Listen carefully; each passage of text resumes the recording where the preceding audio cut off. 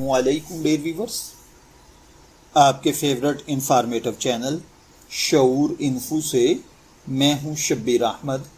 ہمارا آج کا ٹاپک ہے نزلہ اور زکام، اس کی وجوہات اور اثرات۔ کامن کولڈ یعنی نزلہ اور زکام ایک عام وائرل بیماری ہے جو ناک، گلے اور سانس کی اوپری نالی کو متاثر کرتی ہے۔ یہ مختلف وائرسز خصوصاً رائنو وائرس کی وجہ سے ہوتا ہے۔ عام طور پر یہ چند دنوں میں خود ہی بہتر ہو جاتا ہے۔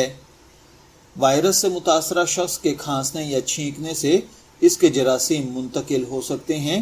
اس کی دیگر وجوہات میں آلودہ ہاتھوں سے ناک، آنکھ یا منہ کو چھونا، موسم کی تبدیلی، خاص طور پر سردی کا آغاز، جسم کی قوت مدافعت کا کمزور ہونا، نیند کی کمی، ذہنی دباؤ اور ناقص غذا شامل ہیں۔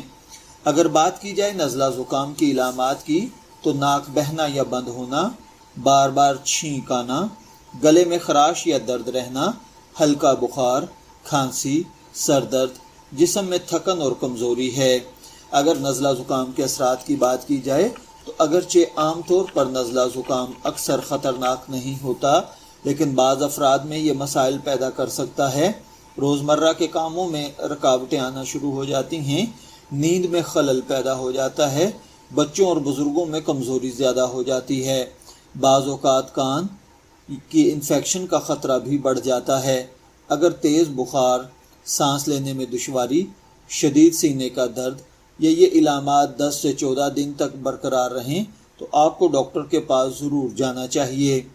اسلام میں دعا اور قرآن کریم سے شفا طلب کرنا باعث برکت کہا جاتا ہے، تاہم اس کے ساتھ طبی علاج اختیار کرنا ضروری ہے۔ اگر آپ نزلہ زکام میں مبتلا ہیں تو آپ روحانی علاج کے طور پر سورہ فاتحہ 7 مرتبہ پڑھ کر اپنے اوپر یا پانی پر دم کریں اور اللہ تعالیٰ سے شفا کی دعا کریں۔ روزانہ 1 یا 3 مرتبہ آیت الکرسی پڑھیں، اول آخر 3 مرتبہ درود پاک کے ساتھ، اور اس کو بھی پانی پر اور خود پر بھی دم کر لیں اور اس پانی کو وقتاً فوقتاً پئیں، یا ڈاکٹر سے اگر کوئی میڈیسن لی ہے تو وہ میڈیسن اسی پانی کے ساتھ استعمال کریں۔ انشاءاللہ العزیز جلد نزلہ زکام ختم ہو جائے گا۔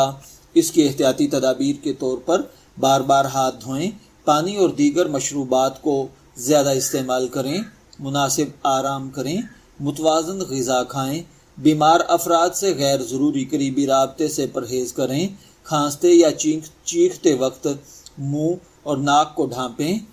روحانی علاج ایمان اور دعا کا حصہ ہے، لیکن یہ طبی علاج کا متبادل نہیں۔ اگر علامات شدید ہوں، سانس میں دشواری ہو یا بخار مسلسل رہے تو کسی اچھے ڈاکٹر سے معائنہ ضرور کروائیں۔ دعا، احتیاط اور مناسب طبی علاج کو ساتھ اپنانا ہی بہترین طریقہ ہے۔ شبیر احمد کو اجازت دیجیے، پھر ملاقات ہوگی کسی نئے ٹاپک کے ساتھ۔ تب تک کے لیے اللہ حافظ۔